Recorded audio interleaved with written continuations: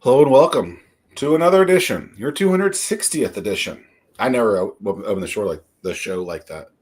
I know. I was thinking about that. I'm like, every week before we go live, I ask what number it is, and then we rarely do we even reference what number it is when we're talking. But Well, we welcome used to to do episode this. 260. I used to say that paragraph. Oh And yeah, yeah. I probably haven't done that in 4 years. But then my favorite part about that, and I know you love this too, is when people would say like, "Well, what does fervent for mean?" And it's like it literally used to be in the name. There. That is funny. There are a couple tells when we have people on the show that they have never watched it before, and it's people. Even if they're not on the show, but their tell is when I'm talking to you and you have not watched the show is what does the for mean? And then when we have a guest, they're like, oh, the final question. The final question. Yes.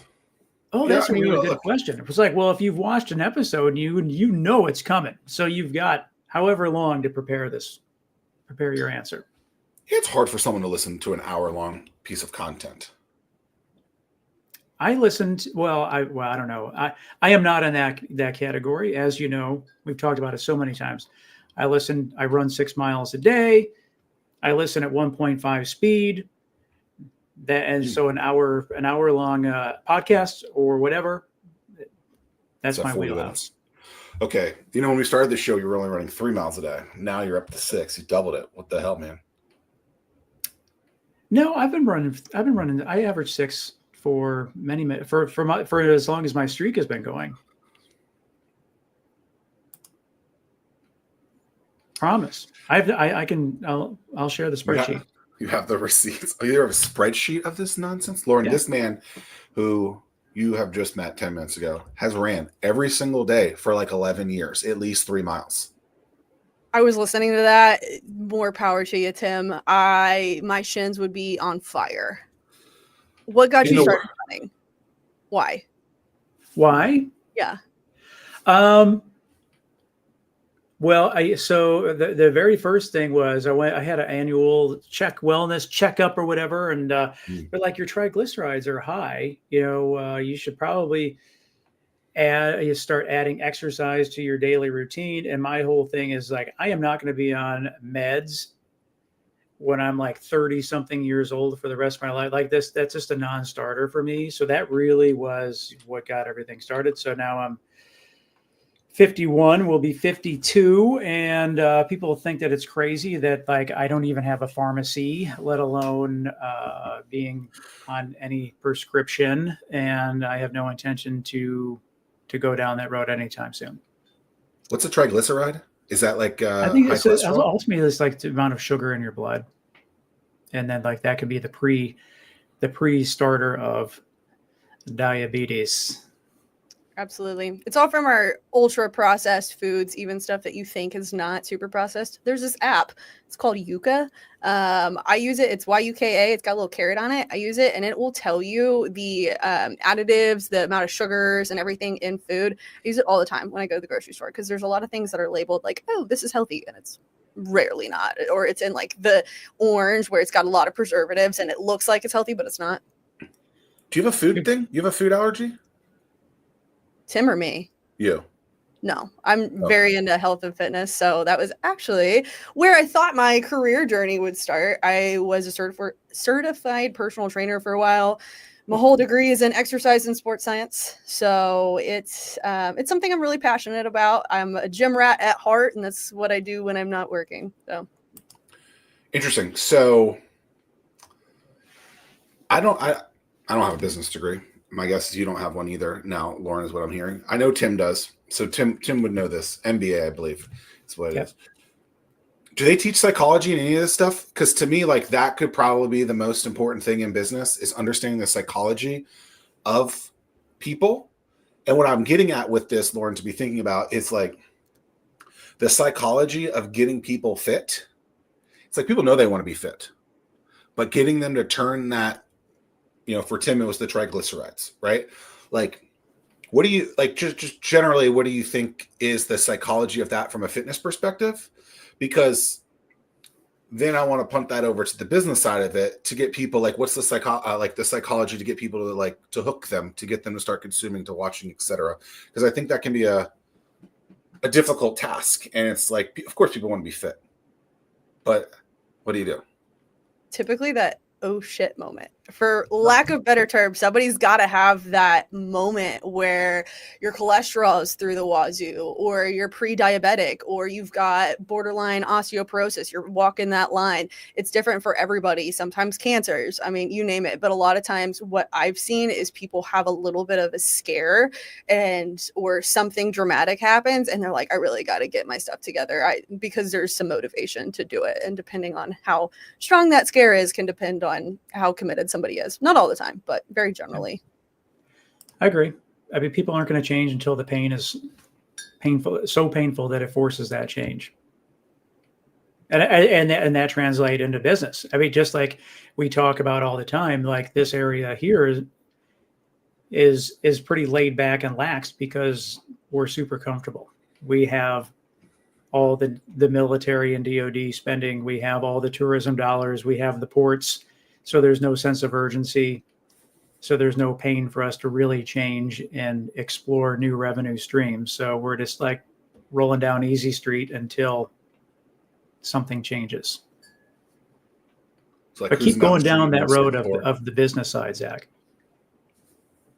I compare it a lot to business. So I'm a big Joe Rogan fan. And so in one of his episodes, at one point I was listening to it, and he put it in the perspective of when you are actively training and you're working out and you're pushing yourself to do something unbelievably difficult. You're going through a PR, you're trying to hit that last mile, you are doing the sprints, whatever the case may be. When you are pushing yourself through that and you successfully hit that PR, you successfully make it to that 6th mile, whatever the case may be, it translates into business very well because you are now mentally a little bit stronger, that you put yourself through those hard things every day. And so it's very easy to, not very easy, but it's a lot easier to walk through business and challenges in that because you're already putting yourself through a lot of mentally and physically draining challenges. Yeah. Doing hard things it just becomes a little bit easier every time you can't do one rep and have big guns, you know? Then it becomes according fun. to some YouTube people, you can, Tim. 6-minute abs. Fake weights. I mean, abs are made in the kitchen. That's what I've always heard. That's true. Okay, so did you ever go into that world? Were you ever a trainer or any of that stuff? I did. Yeah. So when I was in college, I actually trained some of my professors, which was pretty interesting being a college student and then training professors at the university. So that was fun. Beyond that, I decided it wasn't for me. As passionate as I was about it, it really took my love away from training and it was harder to train myself. So when it was something that I personally really enjoyed going to the gym, it was more of a chore because at 6 a.m. I was in the gym writing workout plans. And then at 6 p.m. I was trying to train myself and it took my love away real fast. So I stopped that very quickly. And somehow that evolved into your thing now.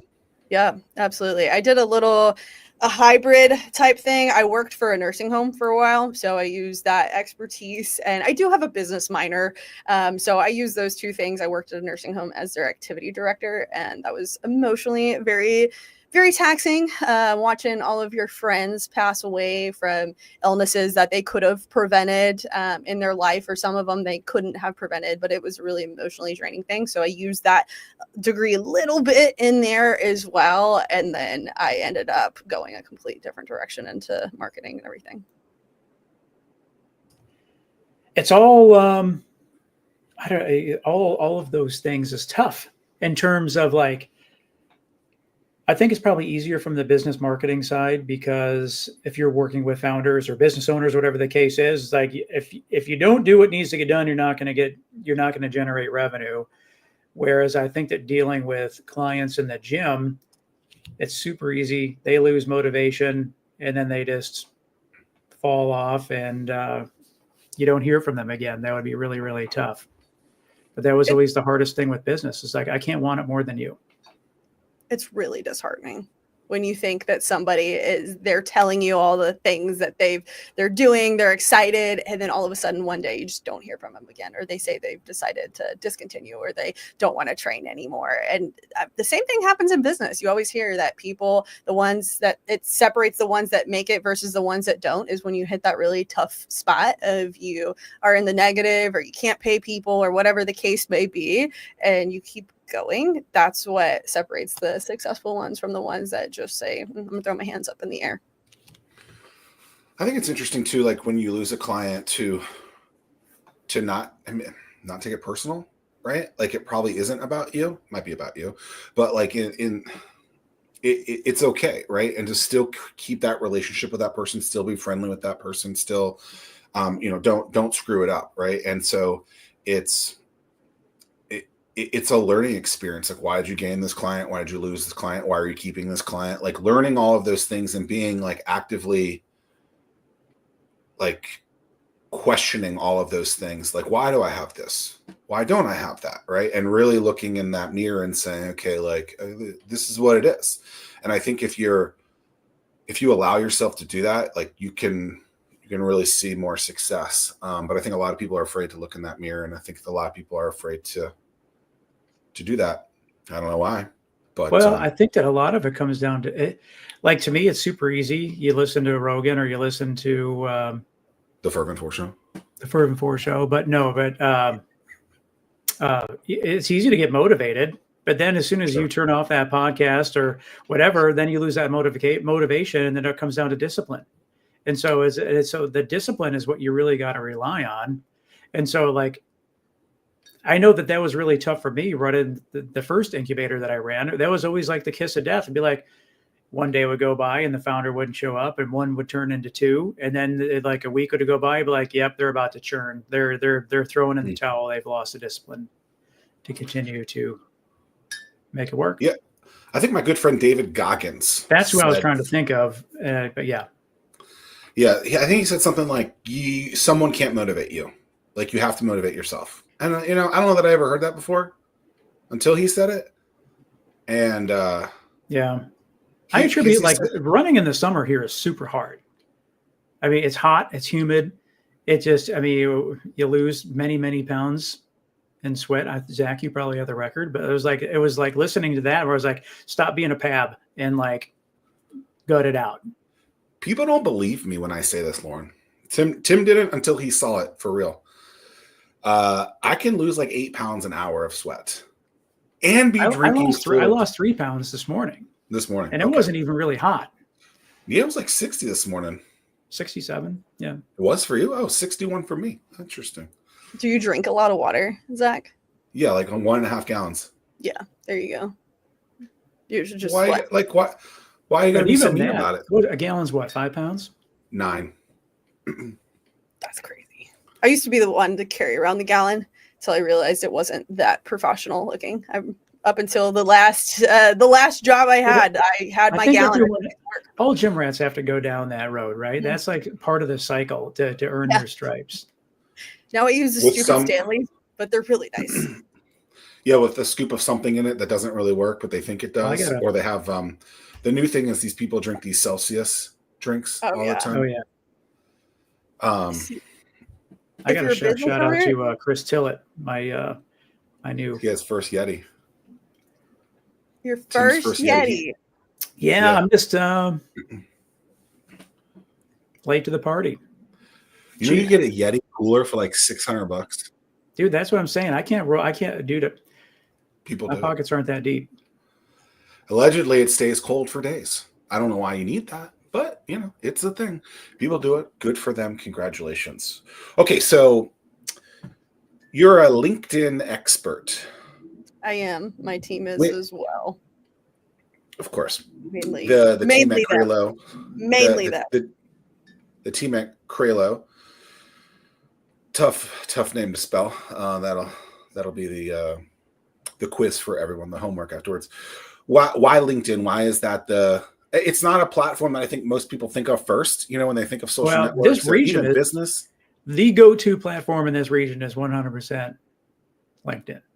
Oh, okay. Based on my depends on your industry. So it really depends on your industry. If you are in an industry where you're selling to consumers, so you're selling Yetis or Stanley Cups and you're selling it directly to the person, you're more likely to be consumed in the social media world in Facebook and TikTok and Instagram. Whereas if you're in the business to business world and you're selling products or services to other companies, you're more likely going to gravitate towards LinkedIn. Yeah, I agree with that 100%. And I just always kind of shake my head a little bit when I do scroll through LinkedIn and I'm like, why are you spending so much time on LinkedIn? Like, this clearly is not your audience or demographic that you need to be going, or platform that you should be on for this. But I want an example. Give me an example of that. Like, I don't know how to without giving it away. What, you can't tell me like what they sell or like a it would product. totally give Well, it don't away. you think? Well, maybe he's even saying it like this: like these people who post online so much, and it's not even just the posting; it's the commenting. And you're like, you see it, and you're just like, okay, like I understand you. Well, back to the first thing we said: sometimes you have time or money, but it's unlikely you have both. So if you see someone who has a lot of time and they're commenting and commenting and commenting, it's like, okay, I wonder that. I'm like, do you have like 3 monitors set up, and one of those monitors is just dedicated purely to LinkedIn? Because it's like, how do you spend that much time? Like, I'll pop on once or twice a day at best. Can I give you a secret? You're scheduling content. The internet. Yeah, you could be scheduling content, but if it's comments, it's probably somebody else on their behalf. More than likely. I mean, it depends. No, I don't think so with some of these people. I don't think so with some of these people. It's totally their tone. I do think there's the same aspect with networking, mm-hmm. right? Where you see the same amount of people at networking events over and over and over again. And maybe I even told you this, but it's like at some point, someone's going to question and be like, how do I see you at all these events and you're an expert in this space and have clients? It doesn't make sense. Yeah. Right. Mm-hmm. So like, I think you have to politician networking and, just go in 10 minutes, shake a hand, kiss a baby, deuces. I think that's a skill. It's very difficult to do because you feel like you're there, get it done. But it's like, also, you don't want to be seen so much. And if you're the person that's seen, and I know you guys all know who these people are, it's the same people just passing out a card every single time. Like, that is not a good look.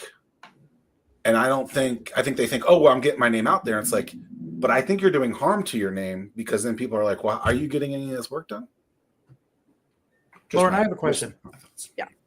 What is the latest and greatest in terms of the LinkedIn algorithm? Back in the day, not too long ago, it was like post once and you get great visibility. If you start posting more than once, then the amount, then you would drop off in terms of the amount of visibility. Where does that stand now? Do you know?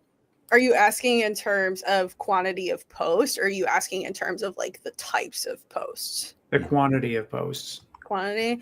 So it really is going to depend on the people that you're posting content for. So who do you want to see your content? You got to think about how active on LinkedIn they're going to be. So if you've got an industry like IT or finance, something that's going to be a little bit more active on LinkedIn versus construction, you might want to be at that higher end range of 4 to 5 posts per week if you're targeting those guys, because they're likely going to be on every day. If you're in the construction world, 3 posts is typically a good average. Anywhere from 3 to 5 is good for businesses. For personal, I would say no less than 2 a week. And what's the top end before they start? 5, hands down. 5. Yeah. Oh, that's a week. Yeah. So you are going to, I can't think of the word right now, but you're going to essentially deboost yourself if you are like spamming and doing like 5 posts a day or something like that. So you got to look at it logically, right? So if you are posting, let's say 6 posts a week, and about 3 of those posts get an okay amount of traction, and then you've got the other few posts really aren't getting a lot of visibility, the platform, the algorithm is going to look at you overall. The posts that you created really aren't getting, on average, enough visibility for them to want to continue to promote your content. So think about LinkedIn, think about all social media, TikTok, Instagram, Facebook, whatever. Think of them as a business. Their goal is to keep you on their platform for as long as possible. Why? They make the most amount of money. Their stats are better. They can charge more for ad spend because they have more visibility, more time is spent on that platform. So they are incentivized to continue to propel good performing content and to decrease the position of poor performing content. So if you are constantly blasting out really poor performing content week after week after week, it shows the platform, yes, you are consistent, but you're not consistent enough with something that's quality enough for people to want to pay attention. And therefore, you could be charging their business with less people because they could say, okay, this is stupid. I don't want to spend my time on this. I'm closing out the app. Okay, so I think you introduced this to me. The social, what's this thing called? You got it. Social Selling Index. There we go. SSI. Yes. Yep. Okay. Is that only for individuals or is that for business accounts too? Individuals for now. Okay. Things change really rapidly with social media, and LinkedIn has done a lot of changes in 2025, and I anticipate that they're going to continue to do a lot of changes, and they're doing a business premium account, so I imagine that's really soon to come as well, now that they're rolling out some changes for that. Okay, so with that, when you are working with businesses, are you working with their business page or are you working with an individual's at that business's personal page? How do you look at that? So primarily business page, but whenever you are handling a business page, you want to send page invites. So for example, Lauren Krailo would invite Tim to follow Krailo socials, and that invite would come from Lauren Krailo. Tim, you would recognize me. You would say, oh, okay, that's Krailo socials. I know that business. Okay, sure. I'll follow the business page. So what we do is we will work with their personal pages to send out page invites on behalf of their business page so that it associates that business with that person. If they're in business development, they're director of sales, they're the owner, whatever the case may be, the person that they're targeting recognizes, okay, that checks. I want to follow that business because I know that person. This is a little facetious question. Okay. Are you are you the type of person that it's like, hey, connect with somebody because you have a mutual, and then within the next 60 minutes after them, and I know it's automated, accepting your connection, hit them with the sales pitch? It depends, right? It depends. That can't be really effective, though. It is. It is. You would be surprised. So in business, it's all about quantity, right? If you send out 1,000 outbound messages versus 10 outbound messages, you're more likely going to get a lot more responses with your 1,000 outbound messages. So it's not going to work for everybody, but if you know your audience really well and you know how to talk to them really well, it's not an all-out sales pitch right away. That's why people hire people like us, because psychology does play a role in it. You got to figure out exactly what they're most likely to respond to, and absolutely start a conversation and hit them with a message right away. Why not? You're fresh on their mind. You just connected with them. You don't have to say, book with my calendar. Yeah, but it's got to be it's totally automated. And it is just like, I'm just such a relational guy as opposed to transactional. And when I see something that's transactional, they are totally discounted immediately. Like, absolutely. I think for some, yeah. So I think what you're saying is the message is important. Yes. But the content of the message, it really can't be like those donkeys who post some of those things. You're like, okay, there's no way this could ever work. But if you really get, granular with the messaging and have something that is not ridiculous, it can work, I think, is what I'm hearing. So I think you're agreeing, Tim. Yeah. Right. Yeah. I just, you know what I'm talking though. Like, you accept that connection. You're like, I know what's coming. Mm-hmm. And then sure. I'll give you one right now. You get the DM. So here's a good example. It's always financial advisors. It's like, dude, that's like one of the most. When you meet someone for the first time and they ask that question, it's like, you want me to tell you about my money? Exactly. But I've known you for 3 minutes, 3 seconds. Have you lost your damn mind? Like, you're like some of your best friends. You don't tell some of your financial things. So you think you're going to trust this? Right. I don't. A big part of psychology and marketing is putting yourself in that other person's shoes and thinking, what are their goals? what are they incentivized by? What are they actively trying to achieve? You put that hat on, and then you look at a message from their perspective, and you think, how would this message be received by them? Would they view it as helpful? If they would view it as helpful, they're more likely to engage in a conversation with you. And then eventually, as you've built that relationship, then you can go ahead and plug whatever you want to plug if you want to have a conversation with them, or whatever the next steps would be. Following up on my last message, would you be open to speaking, or is there anyone else from your team that I should contact? The top of your inbox. Blah, blah, blah. Oh, my favorite too. I'm a big fan of wishing someone a happy birthday, but I do it by pulling out the old celly and doing a video. If I haven't done that for you, Lauren, it'll come soon. I think that's what you should do. But now, with the click of a button, just a little, you can say happy birthday, and then there's these stupid emojis with them on LinkedIn. It's just so impersonal. I'm like, yo, like my inbox is literally now the exact same message. So you trying to be courteous and kind actually is lost because you actually didn't take it to that next step. So I think people have gotten really lazy, and I think there's a way to be on these platforms and not be lazy. And I just wish, well, maybe I don't wish people would do it. Continue to be lazy. Then there's. Well, it makes it easier on the receiver part. Receiver being me, because I can just weed through it. Yeah. But so what are some other best practices? Your business 5 times a week. What are some other go-to things?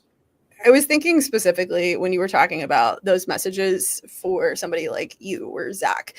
So you guys have this show that you're doing weekly on LinkedIn. A great message would be, hey, name whoever they are. I have a show coming up next week with somebody that is in the same space as you, and name whatever space that is. I'd love to invite you to watch the show, maybe like 20 minutes of the show or whatever. And you send them the link to the show. The algorithm, the platform is happy because you are sending a link that links within their platform. So you're keeping them on the platform, and they're going to feel, oh, this person thought about me. They know what I do, and they're willing to share some advice, because information sharing is king. People want information. People don't want to be spammed with salesy type stuff. They want to be educated and know more. So something like that would be a really great practice to just getting your foot in the door with having a conversation with somebody. And then who knows, out of maybe like 20 of those invites, you might get a few people that ask you more questions, which open that door further. So that, and like voice memo messages too. I love those. I love those. These are not automated things that you just said. Correct. No, they're not. Right. So that, like, I think that's the missing step in all that stuff. Like, automation is great. Sure. I'm not denying that. Mm-hmm. Right. But you're taking it's the whole cell phone thing doing the video that I just talked about, right? It's taking a step that most people are automating and figuring out what you can do to anomalize. I don't know if that's a word, but I haven't used that word in a while, Tim, anomaly. I can't even say that word based on the last time that we talked. I had a really hard time spelling it on the keyboard. Anomaly. But say it. We want to hear it. How do you say it, Lauren? Because if you can't say it, you can't just tell the people that you can't. We got we're supposed to be good interviewers here. We got to pull this out. Like, say it. Come on. Anonymously. See, I don't know what it is. It is that where every time I try. I don't know. I can't be listening to this right now. Anonymously. That's going to mess me up. Yeah. Yep. I know. So, if I say it in a sentence and it just goes by, you're like, did you say that wrong? And then just keep going. So. It's just English, I mean, can't be so hard on ourselves, Oh, no. You can spell it all you want. It's still difficult to say. I believe I didn't know how to spell it when I first came up with it, or decided that was going to be the title. But it's not a smooth typing word on the keyboard. These words where you look at it and you're like, is that correct? And then you ask your thing on your phone, you go, is this the correct way to spell it? And you look at it and you're like, you lying. That's why Elevate is such a great thing. And like you look when you learn stuff on Elevate and you see other people and like they totally use it wrong. So there's certain things that people use it so wrong that you're like, it almost makes it sound like they're doing it correctly, but they're not. But then if you do it correctly, you look like you're the one that's doing it wrong. Yeah, because so many people do it wrong. Lauren, Tim and I do this daily habit. I don't even know skill Mind English exercise. mind exercise app called Elevate. Common spelling, ELEVATE, and it's pretty wild actually. So there's like some math questions, some English questions, some spelling questions, some memory questions. I hate the memory ones. I always skip them. But it's really quite unique, and your vernacular does get stronger, I think, because of it. They have a new puzzle. Tim, have you been doing the word search. Yeah, Yeah. it's pretty good. Yeah. It's the only app that's not true. It's one of the only apps I pay for. And I wonder if we get the same puzzle each day. I would think you probably would. Well, okay, so on the crossword puzzle, I'm on easy because I'm a moron. I am, dude. Crossword puzzles, I really struggle. I am on moderate for I'm on moderate for both, but yeah, I am not really bright. Bless you, sir. I don't know how these people. I was walking my dogs the other day at the park, and there was this guy. He had a newspaper. For those of you who don't know, a newspaper is this thing that has words printed on it that is delivered on a daily basis. Your fingers get black and inky if you. Yes. Mm-hmm. This one wasn't as thick as they used to be, I guess, because paper is expensive now, so they're shorter, smaller, thinner pieces. But I think he was reading and doing the crossword puzzle. I'm like, man, this guy is like locked and loaded, ready to go. Kudos to him. Oh, but yeah, so easy on that. I moved to medium, moderate for the new game, and I got them all today, so I was happy about that. So maybe I'll use the heart, but it's good for the brain, you know. Was one of the words today on medium? Was it bonfire? Was that one of the ones that you had? Yes. Okay. All right. Yes. Yep. Elevate? Is that what you called it? Yeah. It honestly, like at first, Tim's wife was telling me about it. It's like over a year ago, and I was like, that sounds pretty cool. Let me check it out. And then I did it, and then you like, I don't think you're addicted to it, but it's kind of like, oh, you gotta do this kind of thing. Like it's part of their morning routine now. And then and it only takes like 5 minutes. And I get sad sometimes when it's done. I'm like, can't there be more? And there aren't. I used to do the 5 puzzles a day, and I was like, dude, this is taking too much time. I got to get on with my day. So I scaled that back to 3. 5 puzzles? What are you talking about? So like when you do it every morning, you can set it to do 1, 3, or 5 categories each day, and 5 was taking a little too much time. Let the world know, let the record be known that I have defeated Mr. Tim Ryan in something, because I am at 5 days or five lessons a day, and he's only at 3. So thank you, Tim. Not only this is a powerful moment for me. I'm very grateful to be here today to win this trophy. Next thing you know, I'm going to win best hair at Hampton Roads. Yeah. I'm at the 400 scale on everything except for spelling. I am terrible. Just terrible at spelling. All right, this guy way off. But I don't see the need. Do you sound it out? Do you sound it out? Well, but it's timed. So you have to make decisions quickly. And there's one that's like tipping with fish. Oh, that one's pretty because you're like, okay, what's 20% of this number? Some of them are real easy. Then they get into decimals. Yeah. You're like, yeah. But those, but it keeps your brain strong. Have you ever done Duolingo? On everything? Where do you see that? What are you looking for? You're looking at. You said you're in the 400s on everything. You mean 4,000? 400, like you're out of the difficulty scale. Well, I don't know where you see that. Except for spelling. But I don't see the need to be like. We have tools for that. Yeah, calculators. That's why you'll never see like, hey, we need a volunteer for someone to go up on the whiteboard and take notes. Never me. I will leave the whole thing altogether. Like I'm out. Peace. Can't read what I write anyway. I feel like Billy Madison. Spell the word buzz.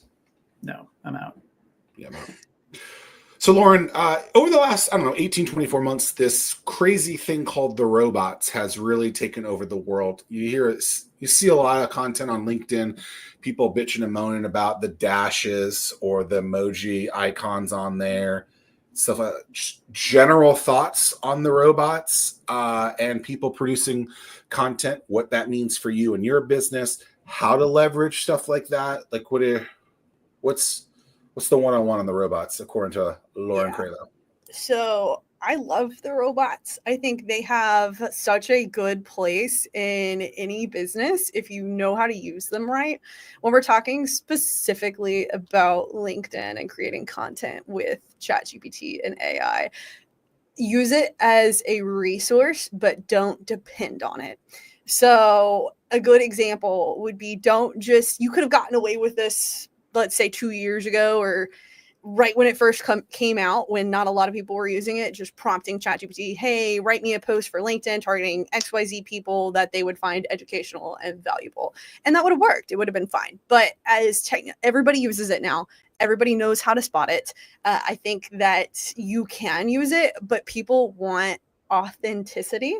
And so kind of back to what we were talking about earlier with the anonymly. Yeah, I'm getting closer. So kind of goes back to that. People want authentic presence, and you're not getting an authentic presence with somebody or a business that's writing content with a robot. So you can use it to help you, but don't use it as your primary source for generating content. Not the best idea. Yeah, I feel like you miss out on the. Yeah. Sometimes I think that it's okay to have a misspelling or a grammatical error in there here, just to show that it is authentic. Like my wife, she was at a hotel up in Northern Virginia, and like you check in, and then you get that message saying, hey, this is so and so, I hope everything is okay. If you need anything, let me know. I just assumed that was just automated. They know when you check in. The computer then sends out the text message, but then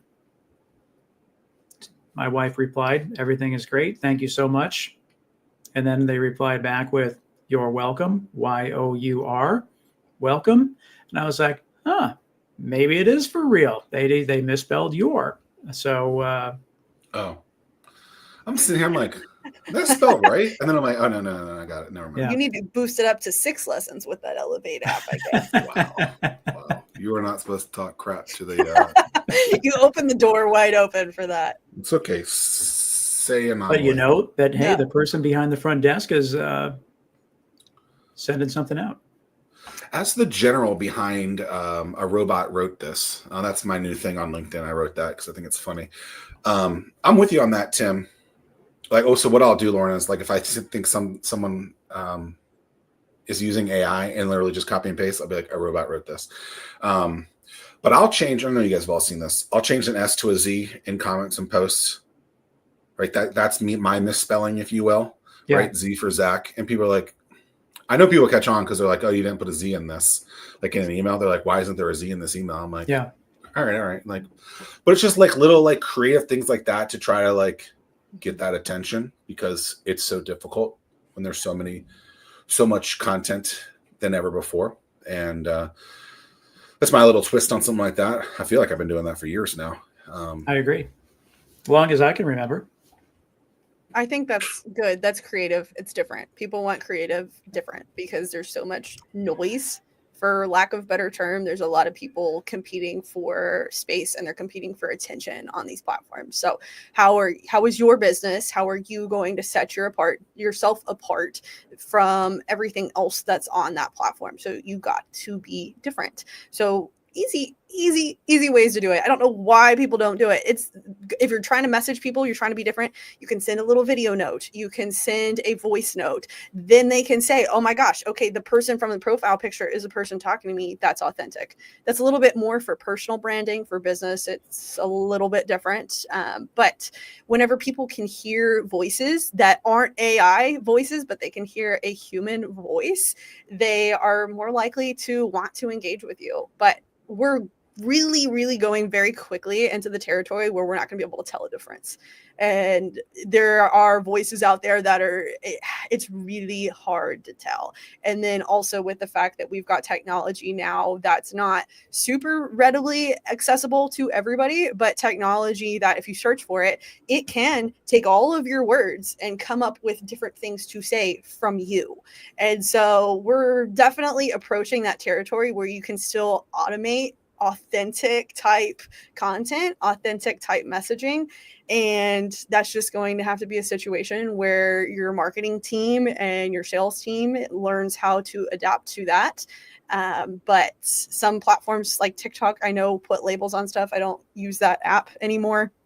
But I know that sometimes there are mandated, like AI generated this, but we might get to the point where we can't tell. Who creates movies? Is that the Grammy or the motion picture, whatever? Who was on strike a couple years ago? Do you remember this? Like last year? My understanding of one of the main points, other than money on that, was it cannot be robot-driven content. It has to be written by the actual people, and the people cannot be portrayed by a robot in the future. That was something that was like explicitly put in. It'll be interesting to just see if that kind of mandation. Who knows if mandation is a word? I just made it up, maybe. But mandating stuff like that is something that ends up in the business world too, or in other sectors, to see if something like that happens, so that there's not so much robots. But we'll see. There's something to think about while you're on your own tomorrow, Tim. Yeah. Lauren, what is the number one feature that LinkedIn has that nobody knows about or uses? You? No, lives. I don't know how more people don't do these.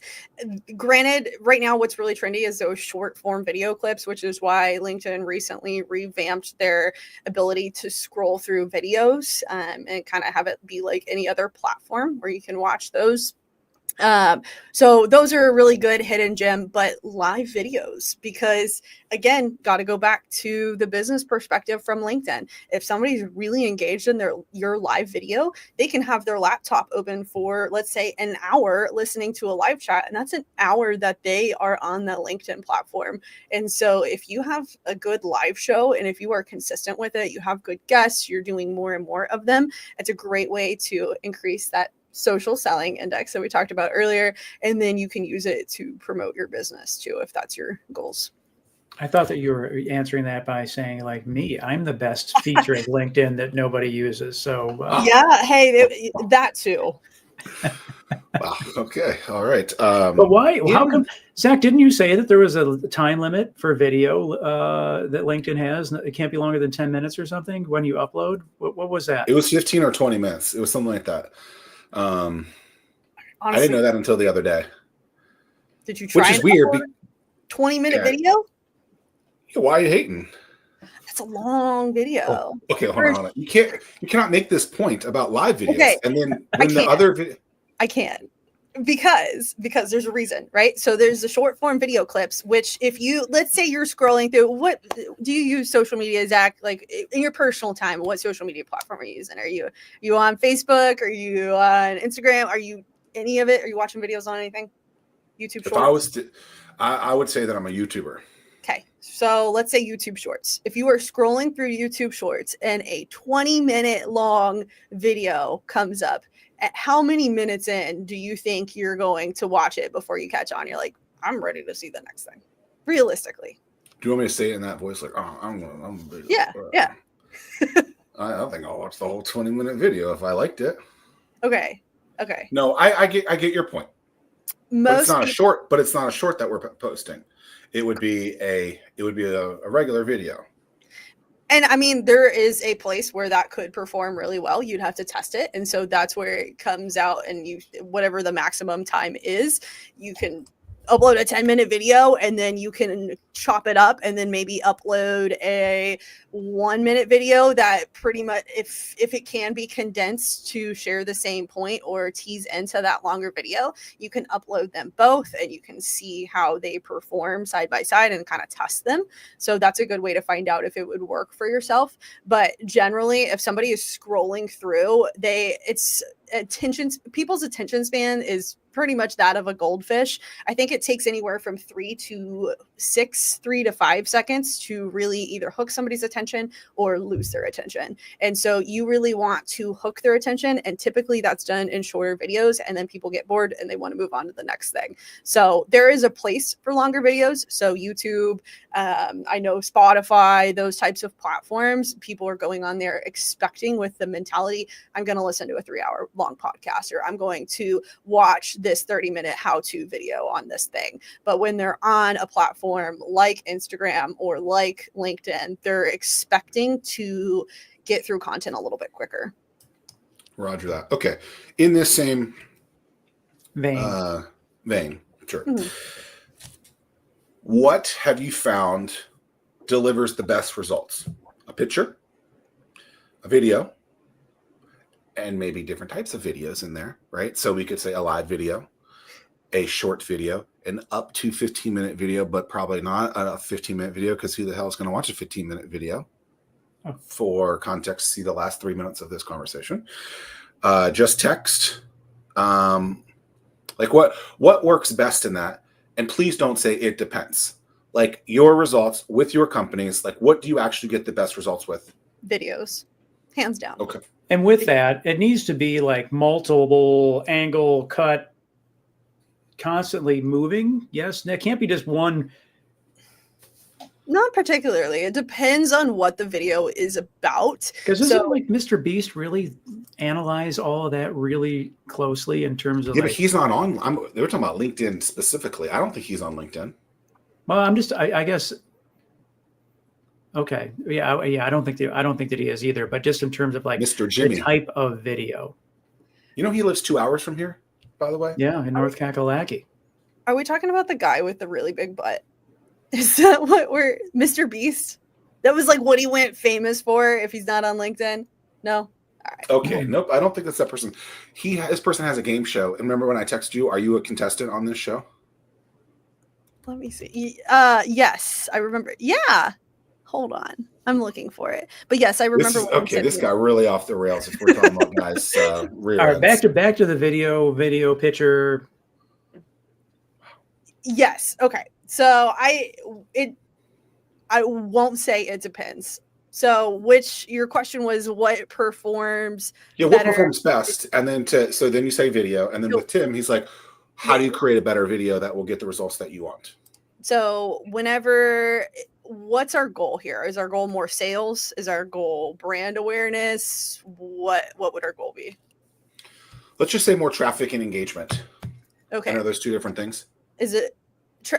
Yes. Engagement on posts that will produce more awareness for the brand. Let's just say that. For a brand. Okay, perfect. So one way that would be really just the surefire way we found this is the most successful with our clients is if whoever is doing the majority of the networking, their face is in front of the business, whether that's the owner, that's a business developer, whoever is out and about the most, having them make some content, and they can have their marketing team, people like us, it doesn't matter, say, here's what I need you to talk about. I want you to send me a video of you talking about it. And then, yes, we can clip it up and add different clips of some B-roll footage is what we call it. Or it can just be a straight video of that person talking. But they have that credibility. They've been seen by the target audience. Ideally, if you have the people that you are targeting in your LinkedIn audience, and then you have the person that they're seeing in person, talk to them, they're more likely to engage with it. So people always work really well because people identify with people. So that would be my number one tip. But everybody, I don't know what it is, but people are just so reserved to do it, even if it's time blocking, let's say an hour every 2 weeks or 30 minutes a week or whatever the case may be. People are just really reserved to do that, and it really moves the needle. quick example for you. We have a client that works with industrial bolting tools. And so one of the tools was actually able to open a fire hydrant. And it was just, that's not what its primary purpose was for, but it was really cool. And so the client, the owner of that shop, demoed that tool in front of the fire hydrant, and it was really quick, really simple video, and it got a ton of traction because it showed, here's the tool in action, but it's not necessarily promoting the tool. Here's the guy that you know that's behind this business, that's behind the tool, and he's using it to do something that's cool enough to get people's attention. And so it raises questions about the products, and so it works on to get traction to your page, traffic, and it works to get engagement because people really liked the content. So just creative stuff like that. And you don't need to be the one to come up with it. You can have your marketing team, your LinkedIn team, whoever come up with the ideas for you. Your Krailo social team. Mm-hmm. I get stuck watching these videos, like these tree stump grinding. I'm like, what? I just like to see. I just, or the power washer doing the before and after of like the patio. I was like, oh my god. You like ASMR? That's it. You're a Bob Ross kind of guy. That's what it is. That's what this stuff is. It's the new Bob Ross. That's all it is. Your tree stump removal. I was like, here we go. We got another one. And it's like, what am I doing? I have better use of my time than this. I am No, way you too don't. busy. You need to watch this stuff, Tim. You can get that power washer. It's ridiculous. Okay. It is, but to Lauren's point, it gets a ton of traction. And it was like a couple of years ago, these same people are like, I don't have any content to push on there. And now these folks have like millions of subs and subscribers watching their stuff because, like the one dude, he goes to a house that hasn't been pressure washed in forever and volunteers to do it for free because he has nothing to do, no clients. He does it, and then these are my brain breaks that I take. Oh my god, this is I know amazing. exactly what you're talking about, and it was great. You partake in this too? I'm about to get a cramp. I'm laughing so hard. I can't wait to mess up your algorithm, Zach. Lord, how do you know I don't watch this kind of content? You've never asked. I don't know. Maybe you're laughing with us as opposed to at us. Lord, this is. What company's doing it? What company does it right on LinkedIn? Could be the biggest of the big company or the smallest of the small. Not a lot of them. Typically those corporate companies with a lot of resources because they understand the value. And so they are putting money into it and they're seeing results. Most of the time, the smaller companies don't even exist on LinkedIn. Medium-sized companies are at that sweet spot where they're trying to get into it and they realize the value. So a lot of times it just depends on the company size. You can find good LinkedIn presence in pretty much every industry, but a lot of times it's going to be those big guys that have the resources for it. I really wish that their analytics was better. I just find LinkedIn's analytics so clunky. It just kind of makes me crazy. It's not even daily. You gotta wait like a couple days too, so you can't even see it like in real time. There's third-party tools that you can use that sync up with LinkedIn. So I anticipate that's one thing that's going to change as time goes on too, because more and more professionals are using LinkedIn. There's a shift overall where people are starting to want to avoid their personal social media and their business social media. So LinkedIn in the past few years is really starting to get more traction because people there's that divide. They go home and they don't want to. I go home and I don't touch LinkedIn. I don't have the notifications on for the app, nothing, because when I'm at work, I'm on LinkedIn. When I'm at home, I'm at home. And I'm the LinkedIn guru, right? That's my company, but it's not something that I really want to partake in at home. And so you'll see that trend. And so I think that as more people are using the platform for business and solely for business, I believe their analytics are going to get better. What's the number one metric you look at for your clients? Depends on the company, depends on the goals. So if you are trying to get more leads, you're going to probably be running ads, which means you're going to get more advanced analytics. And so we're going to be looking at things like the click-through rate. We're going to be looking at the cost per click, all of that. We're going to be looking at basically how many dollars that we spent on those ads to how many meetings got booked, for example.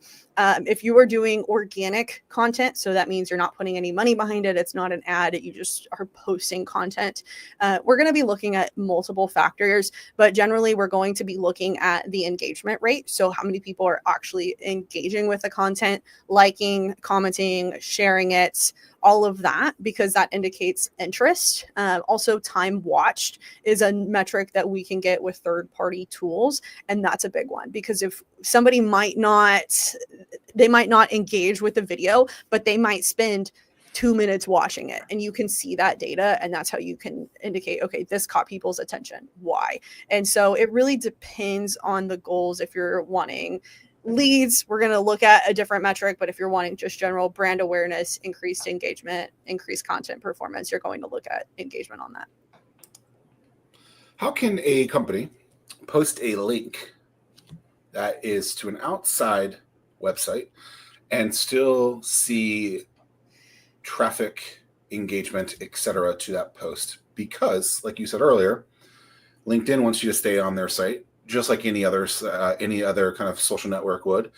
Mm-hmm. But if you drive them outside, it deters.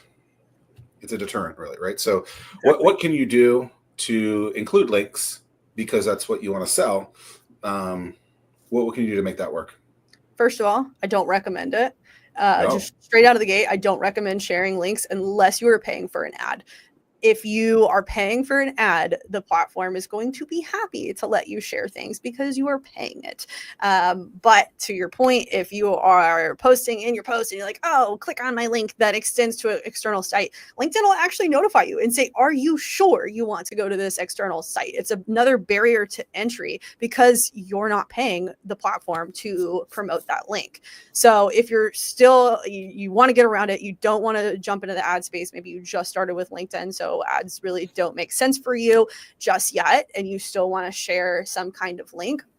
If you're sharing a post from a company page, you can always go in and comment the link from your personal page. That's one way to do it, in the comments. But again, I don't really recommend it. I would highly recommend keeping all of the information that you want to share with people on the platform. And if you want somebody to reach out to you to book a call, it might be worth just changing your call to action on that post to be message us or ask a question. And then if somebody engages, you can reach out to them.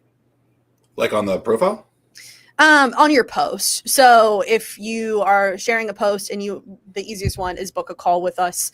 If you want, or click here for more information, or whatever you want to share, instead of sharing that link, if you want people to learn more, put on the post instead of that link, put message me if you have a question about this. And that might resonate with somebody. I do have a question about that. Okay, I'll message you. And then you can open that door. Solid. Mm-hmm. Cool. Yep. What's something that you want to talk about that we haven't talked about? I would say something that would be really helpful for people that are trying to decide if they want their business to be on LinkedIn, or they hired somebody and they're just trying to figure out the right direction. And this definitely could get me in trouble for saying this, but I'm being honest here. There's no reason to not be. Whenever you are first starting out on LinkedIn, in my opinion, it is not worth running ads right away. And the reason I say that is because typically you're not going to build a house without a foundation. Same thing with social media. And it's a great analogy because you are not going to right away jump into paying for an ad. If you do, you're not going to have a good understanding of what type of content performed well to maximize your ad spend. But if you start with around 3 to 6 months and you commit to posting organic content and playing around with what times you're posting at, how frequently you're posting at, all those, and you have 3 to 6 months of data, you can eventually point out and say, video post with XYZ person talking about this topic with this call to action did the best. Great. We can take that data and then use it to run an ad. So then that way your ad spend isn't wasted. So that's a big question that I get. People say, oh, should I pay for Salesforce or should I pay for ads, or it's really expensive. I want to hire somebody, but what do I do? Different scenarios for every situation. But as a general good rule of thumb, start organic, start doing the legwork early, and then it can lay that foundation for you to eventually run ads. I like that. Is there a certain milestone that someone should be looking for that they need to hit that says, okay, now I'm ready for paid ads? So it depends on a lot of factors. If you're paying a company like us to do your social media, do your LinkedIn, or if you're paying an individual, because your cost to produce that content, your cost to run that platform is going to be different. So if you have the time and the money to invest in it, I would personally recommend writing out organic content until you start to see your numbers stagnant. So what that means is whenever you first start really putting effort into your business, your personal social media page, you will see your analytics increase pretty steadily. I can say that with confidence for pretty much every account, because you start with a non-active account, you make it active, you are consistent, you're going to see your engagement go up, the followers go up, all of that. And so you will get to a point, and some people it takes 2 years, but you will get to a point where things will just start to level out, and you'll see natural fluctuations where one month you'll have a really big decrease, other months you have an increase, but all in all, it kind of levels out. That would be the best time to run ads, but realistically, you don't need to wait that long. If you really do want to see results, I would say 3 to 6 months. Just wait that time frame so you have enough data and then move forward with it. Can a business direct message someone, or does it have to be done from an individual perspective? So currently, you can direct message somebody if they are messaging you. That's bound to change, I would imagine, because it was, I think this year, or maybe towards the end of last year, that businesses got an inbox, and it was something that was beta tested at first. So some businesses had that inbox, others didn't. And so now everybody has their own inbox, but Lauren would have to message your company first, and then you can respond back. Got it. I might have known this, but I forgot. Microsoft owns LinkedIn? Actually don't know. I don't know They who do. owns LinkedIn. Yes. Happened in 2016, allegedly. Yep. Huh. Yep. Wow. You were like in middle school then, Lauren. 2016? Pretty much. Let's just call it elementary. Call it elementary. Tim? You being the person that pays close attention to your food intake. Mm-hmm. Typically, we would ask, what is the food of the region? You're relatively new to the region as well. So let's just pivot a little bit on that question. Where is the place that you would take someone, or that if you do leave, that you're going to miss the most? Second Street Bistro. So my friend Danon, when I first moved here, we went to lunch. She was one of the very first people that I met. She took me to Second Street Bistro, and they have this fried chicken sandwich. I'm not a fried chicken person, but it's got jalapenos and like this nice honey. And anytime we go out, we go there. It's not great. Victor Kiln Creek, Victory Boulevard there? I don't really I'm assuming so. It's in Newport News. Yeah. But they have one in Williamsburg too. Yeah. So anytime anybody comes into town from out of town, I recommend Second Street Bistro. It's very good. They used to have a great French dip, but they got rid of it. It's no longer on their menu. I'm a French dip guy. Oh. Typically, if I go somewhere and if I see that on the menu, I feel like I have to give it a little testy test to see where they compare. But they do have this cool Mexican restaurant, and I'm from Texas. I'm really used to really good Mexican food. So that was a little challenging when we moved here, but it's in and I'm probably going to say this one wrong too, the Norfolk Outlets. It's a little Mexican restaurant. They've got a little Wally looking robot that will deliver your food to you. It's very cool. That place is nice too. Wait. What's the name of that city? I don't want to say it again.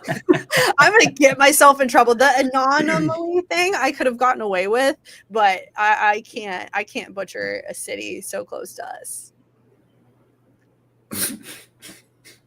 It's okay. But I'm ask me, assuming the military brought you here. Yes? No?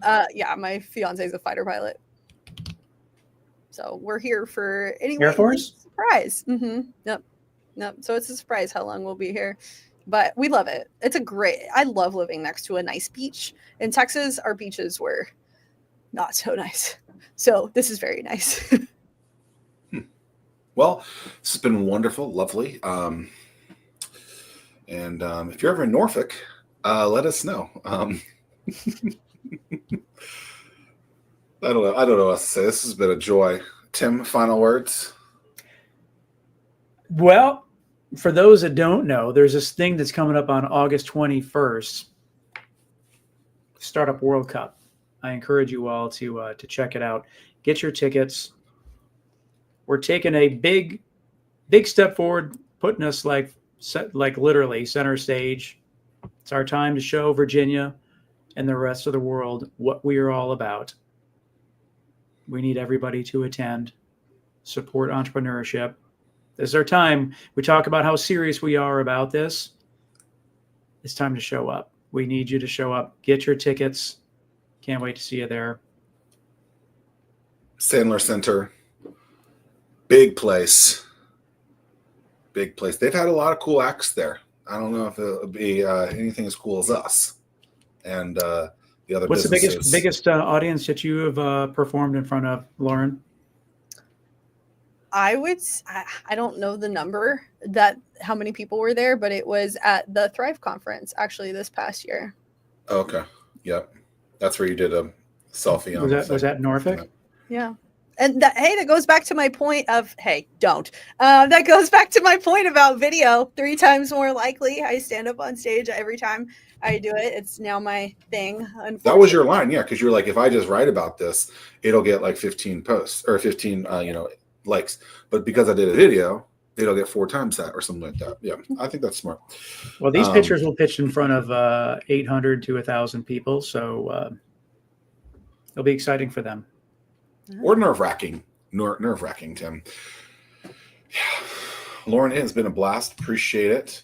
And, likewise. Thank you. Like, subscribe, download. Appreciate y'all. Have a wonderful day. Peace.